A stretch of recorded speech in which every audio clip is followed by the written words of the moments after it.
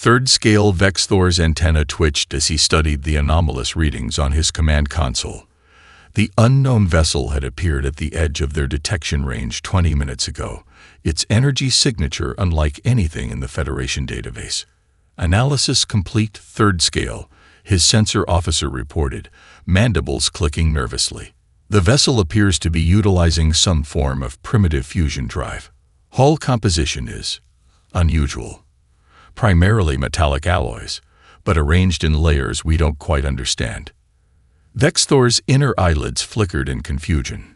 No spacefaring race still used pure fusion drives. The technology was hopelessly outdated compared to the Federation's quantum propulsion systems. And metallic hulls. Every civilized species knew that energy shielding was far superior to physical armor. Vessel's trajectory, he asked, already composing his report to Central Command in his mind. First contact scenarios could make or break a career in the Federation fleet. They appear to be drift. The sensor officer adjusted his instruments. Yes, they're on a ballistic trajectory that will bring them within 10,000 units of the station. Minimal power readings. They might be disabled. Vexthor felt his thorax swell with excitement. A rescue scenario would look even better in his report. Still, protocol had to be followed. Send the standard warnings, he ordered. All frequencies, universal translators active. Minutes passed with no response. The vessel continued its slow approach, tumbling slightly on its axis. Vexthor could see it now on the main display. A brutal-looking thing of angles and protrusions, nothing like the sleek Federation designs. Still no response. Communications reported. But we're picking up faint transmissions from the vessel. Internal communications, perhaps. The universal translators are having trouble with the language. Vexthor's antenna went rigid. Internal communications meant the ship was active, just ignoring them. Protocol was very clear in such situations. Power up the warning batteries, he ordered. Standard dispersal pattern, minimal yield. Let's get their attention.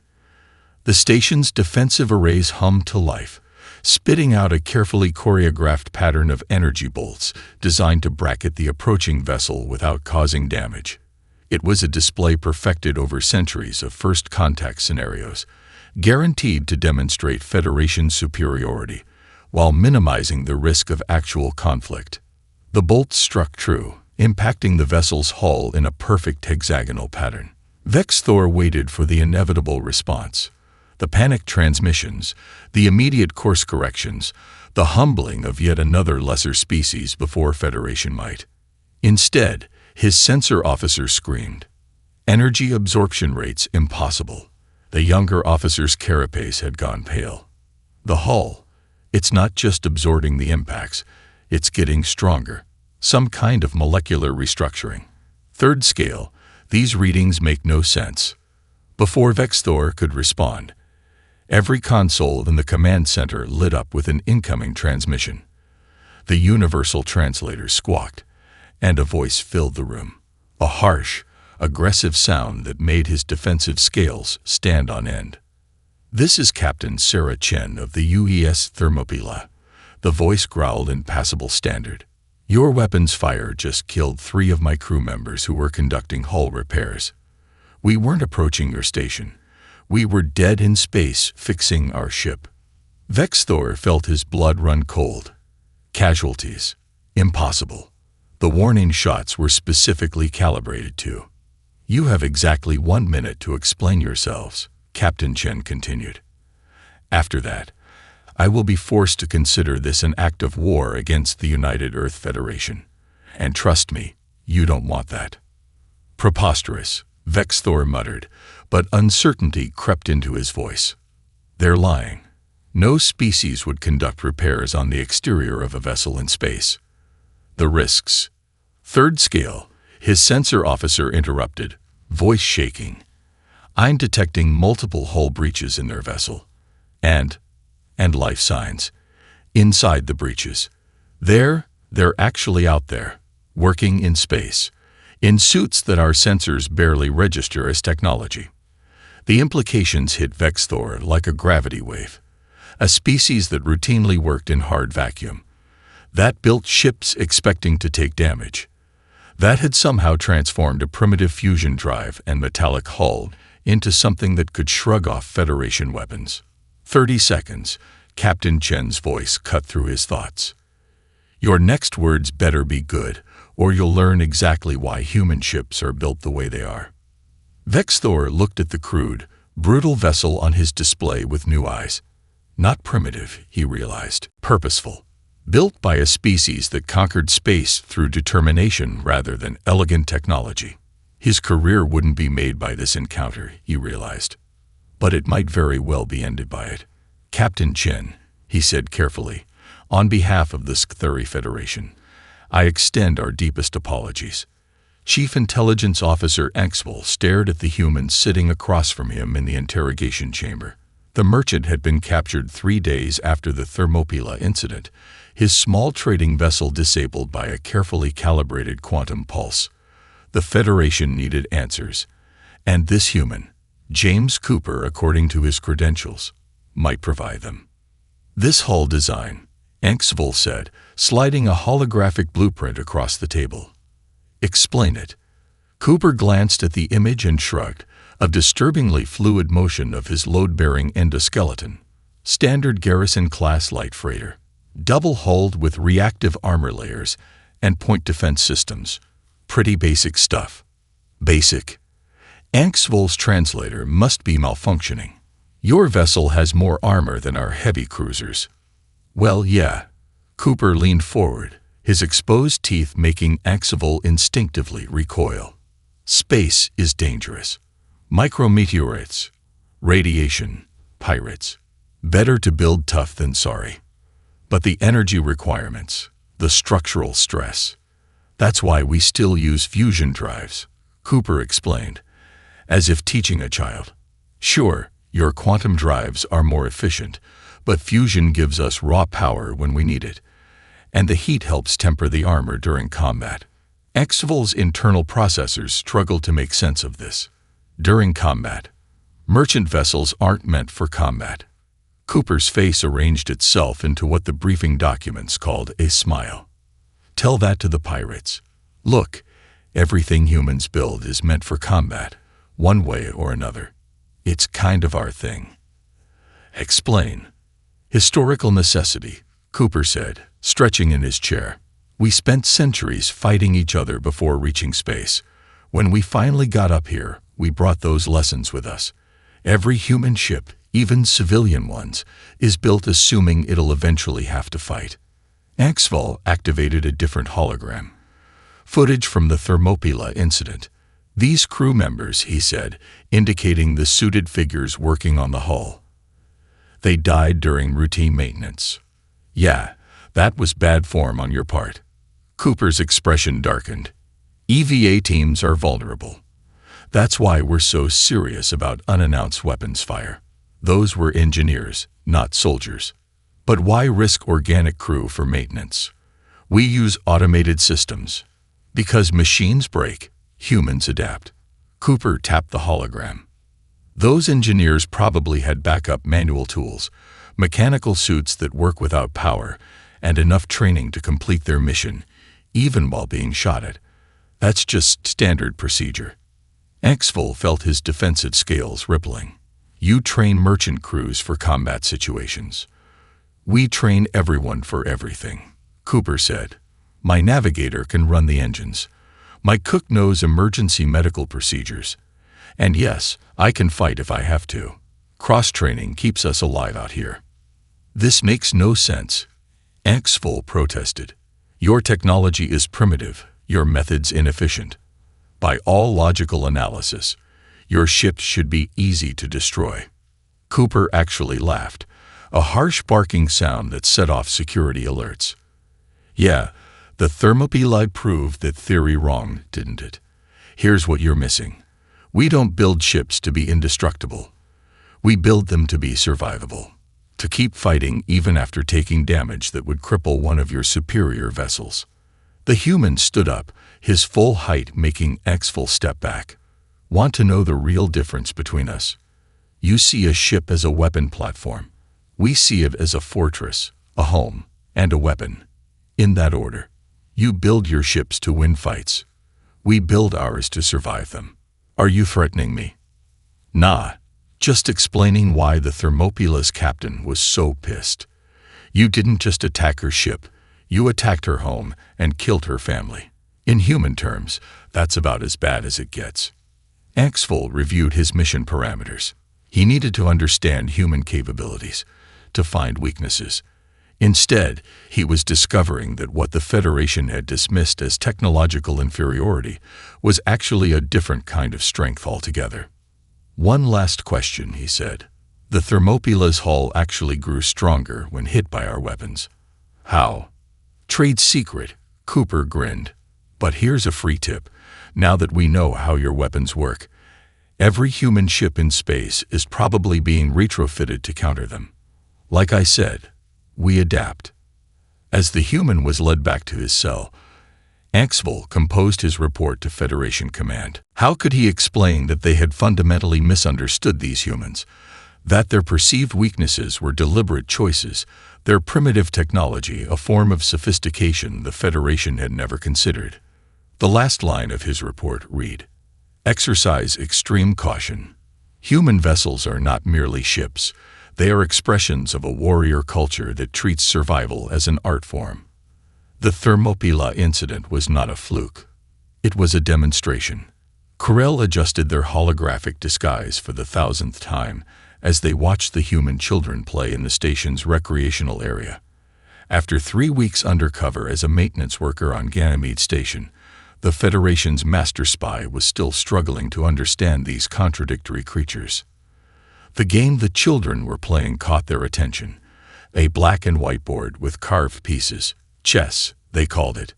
Corel had initially dismissed it as a simple pattern-matching exercise until they realized its true nature. It's a war game, they subvocalized to their hidden recorder. Even their children's entertainment simulates combat. But the complexity, the layers of strategy. Want to learn? Corel nearly jumped out of their holographic skin. One of the children, a girl of perhaps 10 standard years, was looking directly at them. "I'd what?" Corel managed, checking their disguise's integrity. "You've been watching us play for days," the girl said. "My dad says chess helps develop tactical thinking. I'm teaching my little brother. Want to join?" Corel's mission protocol screamed against direct interaction, but their intelligence training recognized an opportunity. "I've never played," they admitted. "That's okay. Everyone starts somewhere." The girl began setting up the pieces, explaining each one's movement patterns. "See, the pawns go first, but they're really important even though they seem weak." As the lesson progressed, Corel's unease grew. The game wasn't just about warfare. It was about sacrifice, position, and long-term strategy. Children barely old enough to operate basic technology were being taught complex military concepts through play. A sudden flicker in the station's lights interrupted the game. Corel's holographic systems registered a power surge, a solar flare, according to the station's announcement system. "Don't worry," the girl said, noticing Corel's tension. "The shields will hold, and if they don't, we have backup systems. And if those fail, we have manual systems. Dad says humans always have a plan D because plans A through C usually go wrong." Corel nodded, but inside they were panicking. Their holographic disguise wasn't designed to handle power fluctuations. Federation technology assumed stable energy fields. As the lights flickered again, they felt their projected image destabilize. The girl's eyes widened as Corel's human appearance briefly wavered, revealing their true arachnoid form. But instead of screaming, she simply said, "Oh, that's why you've been watching us." Corel's voice modulator failed, emerging in their natural clicking speech. "It's okay," the girl said, moving a chess piece. "Mom works in xenodiplomacy. She says most species spy on us at first because they don't understand us. Check, by the way." Corel stared at the board. Somehow, while they were panicking about their cover being blown, this child had maneuvered them into a losing position. "You're not afraid." Should I be? You've been here 3 weeks and haven't hurt anyone. You just watch and learn. That's what scientists do. She gestured to the board. Your king is in danger. Before Corell could respond, station security arrived, not with weapons drawn, but with a calm professionalism that was somehow more terrifying. The girl's mother was with them. Ambassador Corell, the mother said, using their proper title. We've known about you since you arrived. Your Federation's holographic technology is impressive, but it has some distinctive energy signatures. We were wondering how long you'd maintain your cover. You knew? But why allow it? Because watching is learning, the mother replied. And learning leads to understanding. Would you like to continue your observations officially? We have a cultural exchange program. Grell looked at the chessboard, where their king was indeed trapped. Your daughter, she knew. I guessed, the girl said. The way you watched us play. Like you were trying to solve a puzzle. Mom says that's what diplomats do. Later, composing their report to Federation intelligence, Corell struggled to capture the significance of what they'd learned. How could they explain that humanity's greatest weapon wasn't their resilient ships or adaptable technology, but their ability to turn everything, even games, even spy missions, into opportunities for growth? The final line of their report read, Request reassignment to diplomatic corps. These humans don't need to be spied on. They need to be understood. Also, requesting permission to retain chess set acquired during mission. For analytical purposes only, of course. Dr. Yuki Tanaka stared at the twisted mass of metal that had once been the Federation's most advanced alloy. The test chamber's walls were scarred from the catastrophic failure, and the observation window had a new spider web of cracks despite being rated for nuclear blasts. Well, she said to her Federation counterpart, now we know why your materials can't handle our ship designs. Science Director Zexley's facial scales had gone pale. Impossible. That alloy can withstand quantum shear forces. Your primitive kinetic weapons shouldn't. Shouldn't, but did, Yuki interrupted, approaching the wreckage. Your materials are designed for quick, intense energy absorption. Our ships take sustained punishment. Different design philosophy entirely. She picked up a fragment of the alien metal, studying its crystalline structure. The Federation's superior technology had failed spectacularly when subjected to the kind of stress human ships routinely endured. It was like watching a sprinter try to run a marathon. All the wrong adaptations for the task at hand. Perhaps, Zexley suggested, if we modify the quantum matrix. A commotion at the lab entrance interrupted them. Several Federation officials were escorting what appeared to be a very irritated chef. Dr. Tanaka, the lead official, called out. We have a situation in the cafeteria. Yuki suppressed a smile. She'd been waiting for this. Let me guess. Someone tried the curry. These humans, one of the officials sputtered. They're consuming capsaicin. Voluntarily. For pleasure. It's a defense chemical that causes intense pain.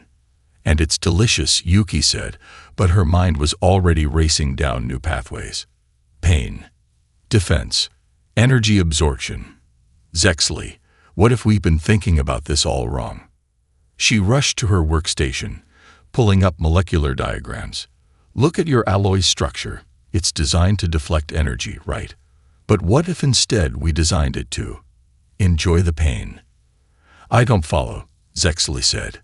Yuki's fingers flew across the holographic interface. Humans eat spicy food because our pain receptors eventually adapt. The burn becomes pleasant. What if we could make metals do the same thing? Instead of trying to prevent damage, we let the material adapt to it. Even crave it. That's insane, one of the Federation officials muttered. That's human, Yuki corrected. Computer, run simulation Alpha 7 with the following modifications. The holographic display came to life, showing molecular structures twisting and reforming under stress. Unlike the Federation's rigid materials, these adapted, grew stronger, almost seemed to feed on the energy being poured into them. Impossible, Zexley whispered, but their eyes were fixed on the simulation.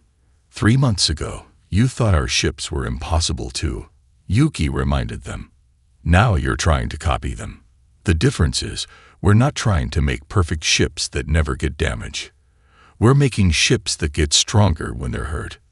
She gestured to the ruined test chamber. Your technology tries to achieve perfection. Ours embraces imperfection and turns it into strength. That's why your materials failed. They can't adapt. Like the capsaicin intolerance, the chef said, surprisingly engaged.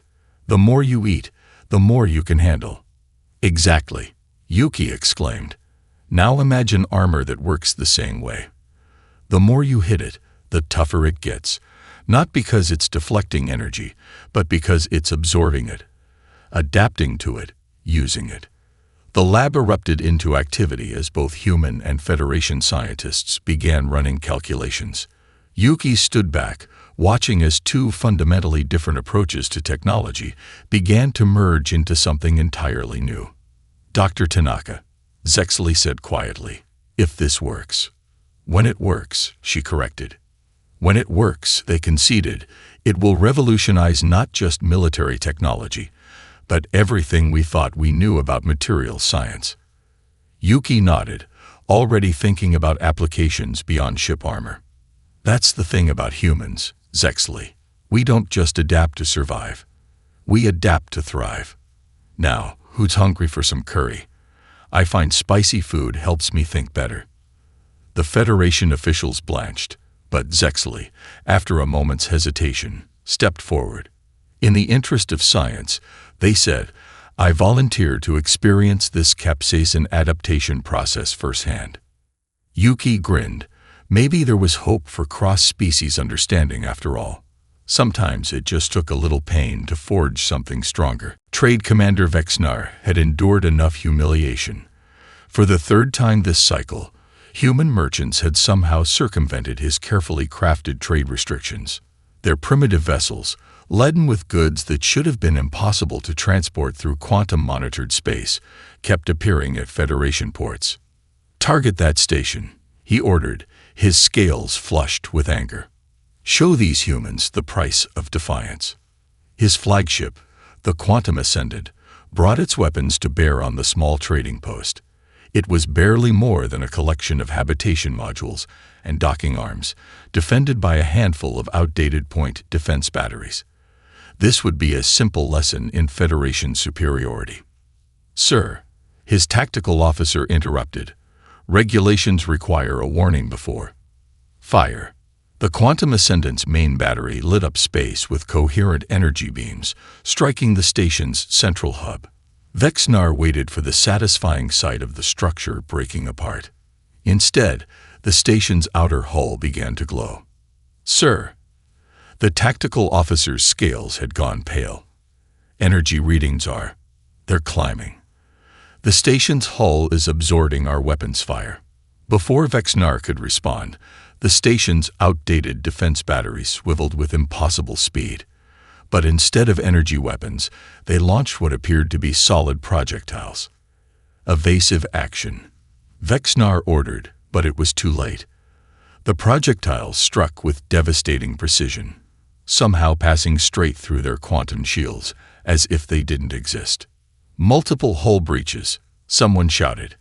They're using depleted uranium rounds. Kinetic impacts. Vexnar watched in horror as more weapons emerged from the station's hull. Not energy weapons that could be deflected, but brutal projectile launchers that fired physical ammunition at relativistic speeds. His sophisticated flagship, with all its advanced technology, had no defense against such primitive brutality. Sir, we're being hailed, communications reported. Ignore it. Vexnar snarled. Launch fighters. Show them real. The station's next salvo cut him off, literally. A tungsten rod, accelerated to near-light speed, sliced through the Quantum Ascendant's command section. Emergency force fields snapped into place, but the damage was done. This is Station Commander Elena Rodriguez. A voice cut through their communications anyway. That was your only warning shot. The next one goes through your engine core. Warning shot. Vexnar sputtered. You cut my ship in half. And you're still combat capable, aren't you? Rodriguez sounded almost amused.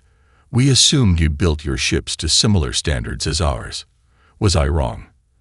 Vexnar looked around his damaged bridge. Despite the horrific damage, his crew was still at their posts. Emergency systems were functioning, and the ship was indeed still combat capable, just as human vessels were designed to be. What is this station? He managed to ask. Trading Post 47, Rodriguez replied. Officially classified as a civilian installation. Unofficially, we don't build anything that can't defend itself. Call it a cultural quirk. Another voice cut in, older, authoritative. This is Admiral Chen of the UES Thermopylae. I see you've met my daughter's command.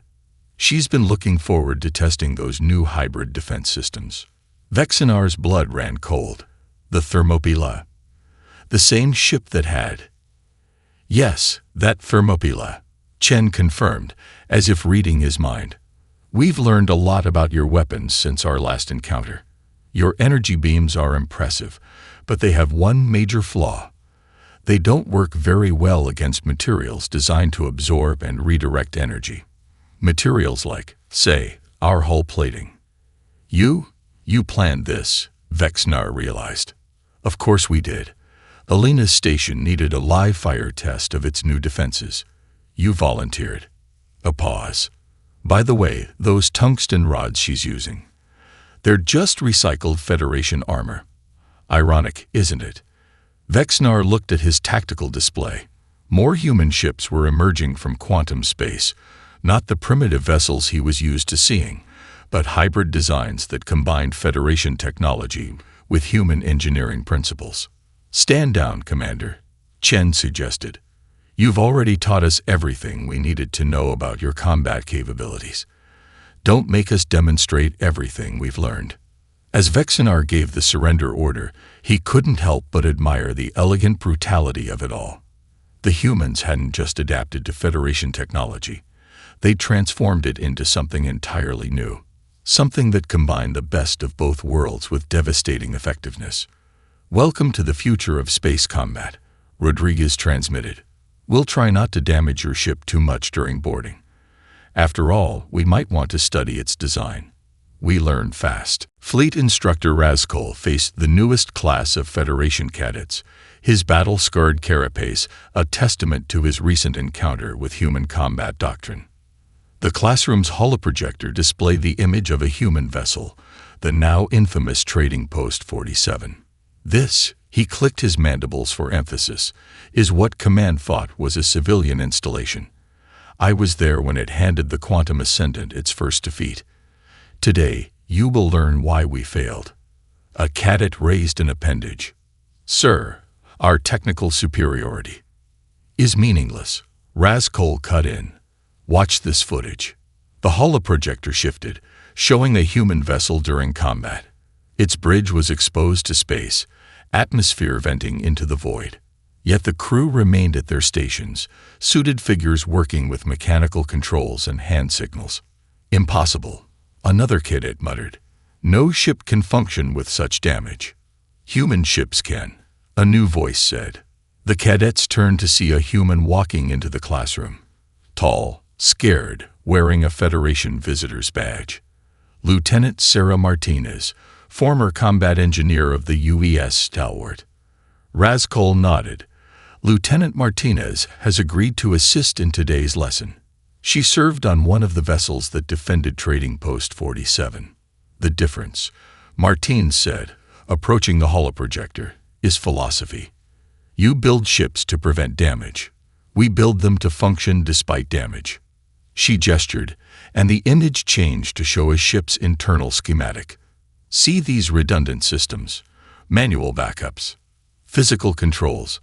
Everything has a backup, and every backup has a backup.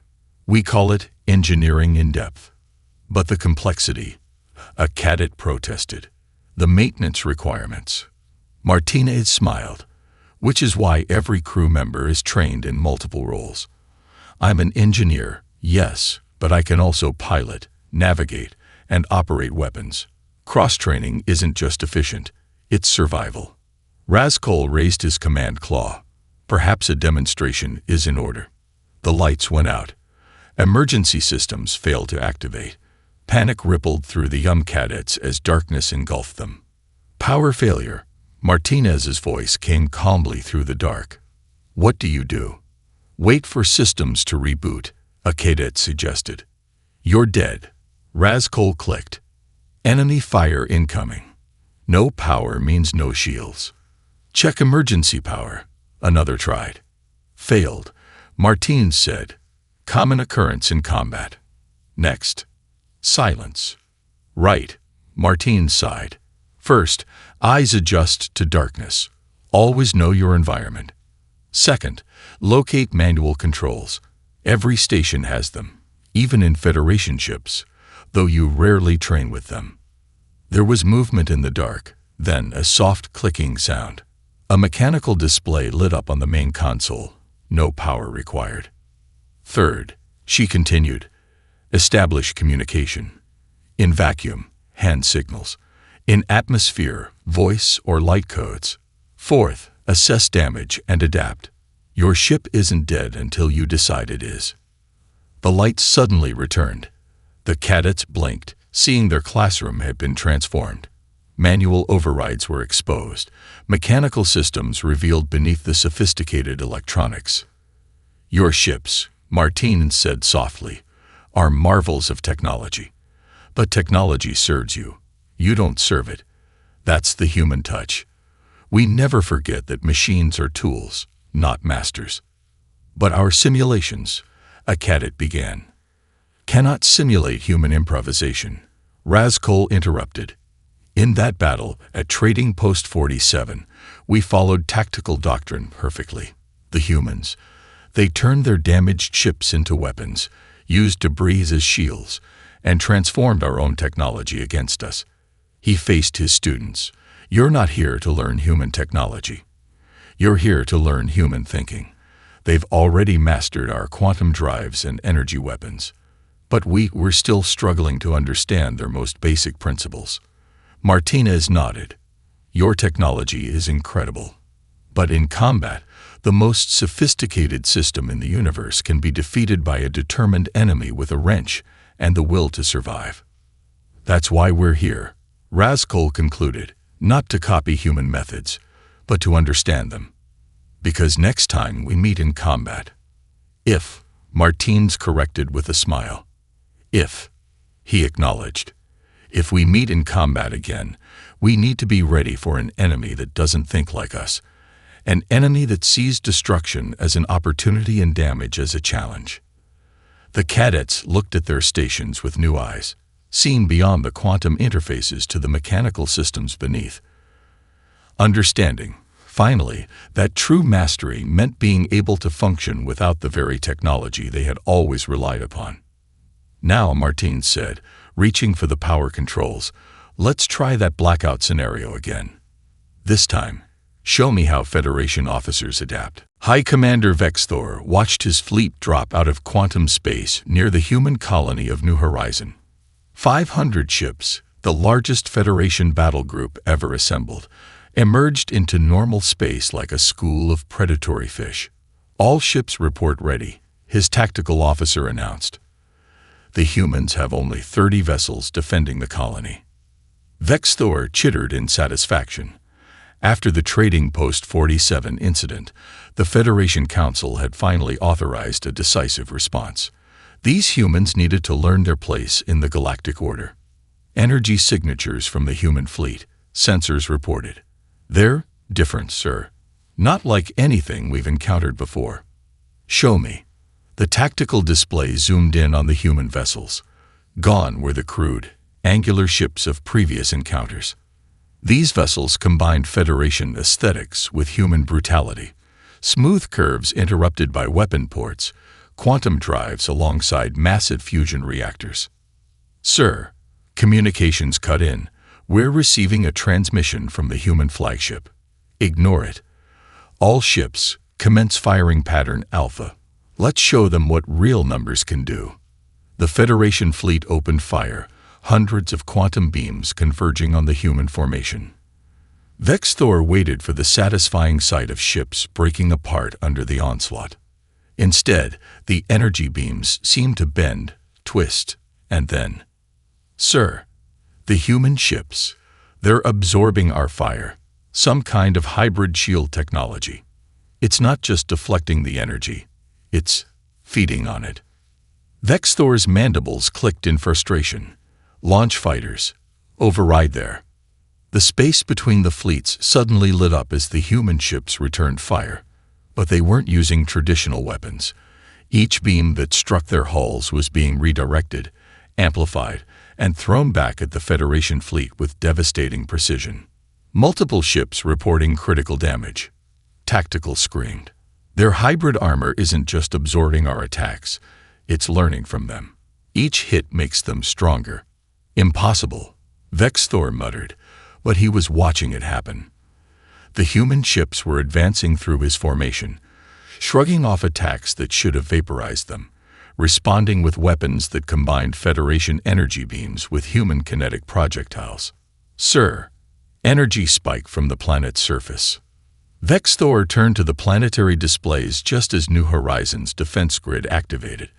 But instead of conventional weapons, the entire colony seemed to transform. Buildings shifted, revealing weapon ports. The very ground appeared to ripple as massive generators came online. It's a trap, he realized too late. The colony. It's all a weapons platform. Incoming transmission.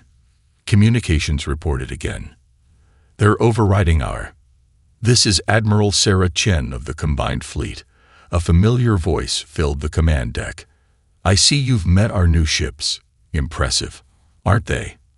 Amazing what happens when you combine Federation precision with human durability." Vex-Thor watched helplessly as his fleet's formation began to break apart. The human ships weren't just fighting. They were herding the Federation vessels into predetermined killing zones, where the colony's defenses could tear them apart with horrifying efficiency. "You should have accepted our offer of technological exchange," Chen continued. "Instead, you forced us to develop these innovations through combat. Inefficient, but effective. Fall back," Vex-Thor ordered. "All ships, emergency quantum jump." "Oh, about that." Chen's voice carried a hint of satisfaction. "Those energy weapons you've been firing, we haven't just been absorbing them. We've been analyzing them, learning them.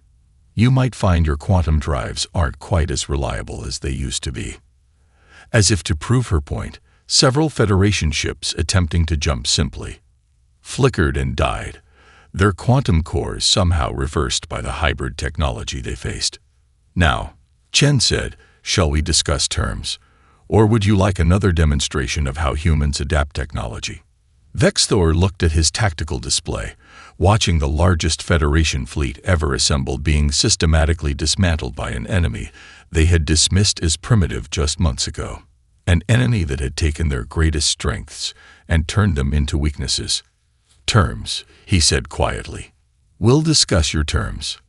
The battle, if it could even be called that, had lasted less than 20 minutes, but its implications would reshape the galaxy forever. The Federation had brought overwhelming force to crush a primitive enemy. Instead, they had discovered that humanity's greatest weapon wasn't their ships or their technology. It was their ability to learn, adapt, and turn any challenge into an advantage. The combined research facility on Mars Olympus Mons stretched across 3 kilometers of terraformed landscape. Inside its main laboratory, Dr. Yuki Tanaka stood beside Corel, watching their latest project take shape through the reinforced observation windows.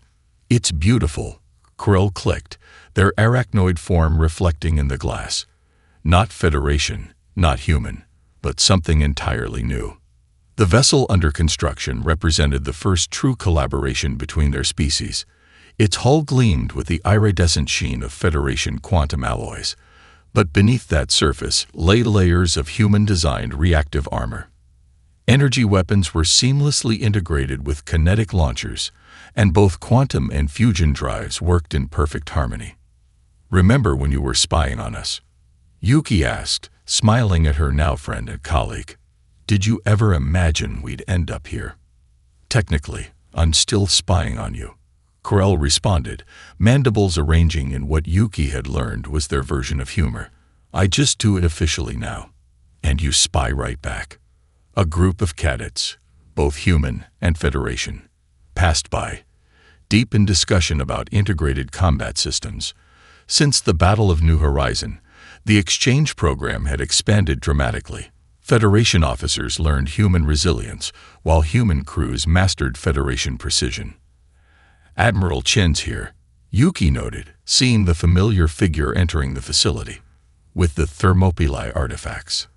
The legendary ship that had started it all had been preserved, not just as a museum piece, but as a working example of how different approaches to technology could complement each other. Its hull sections were regularly studied by engineering students from both civilizations. "Speaking of the Admiral," Corell said, "have you heard about the anomaly the deep space sensors detected? Some kind of quantum disturbance at the galaxy's edge." Yuki nodded. "That's why we're accelerating the prototype's construction. Whatever's out there, it's like nothing either of our species has encountered before." They watched as robotic arms carefully positioned a new section of hybrid armor. The material was neither purely physical nor purely energy-based, but a revolutionary combination that could adapt to any form of attack. "You know what I find most interesting?" Corell mused. "How this collaboration has changed both our societies. Federation ships now carry manual backups. Human vessels incorporate quantum shielding. We've both evolved. That's what humans do best," Yuki said. "We adapt. And now we're helping you adapt too." The facility's quantum communicator chimed, signaling an incoming transmission from the edge of explored space. Admiral Chen's voice filled the chamber. "Dr. Tanaka, Corell, we're going to need that prototype ahead of schedule. The anomaly. It's not natural. There's something out there, watching us. Something old." Yuki and Corell shared a look. This was why their project existed, not just to combine technologies, but to prepare for threats neither civilization could face alone. "How long do we have?" Corell asked. "The Thermopylae's long-range sensors suggest 2 months, maybe less. Whatever's coming, it's big. And it's noticed us." Yuki turned back to the prototype, her mind already racing with modifications and improvements. 2 months to prepare for an unknown threat from deep space. Sounds like a typical human timeline, with Federation precision to back it up. Corell added, "Shall we show the galaxy what our species can achieve together?" Around them, the facility hummed with activity as both humans and Federation members worked side by side, their differences forgotten in the face of a common goal. The prototype would be ready, not because it had to be, but because they had learned to combine the best of both worlds. "You know," Yuki said, pulling up the design schematics, "we never did give the prototype a proper name." Corell's sensory appendages twitched in amusement. "I thought that was obvious. There's only one name that would fit." They both looked at the ship taking shape before them, a vessel that represented not just the combination of technologies, but the evolution of two species learning to work together.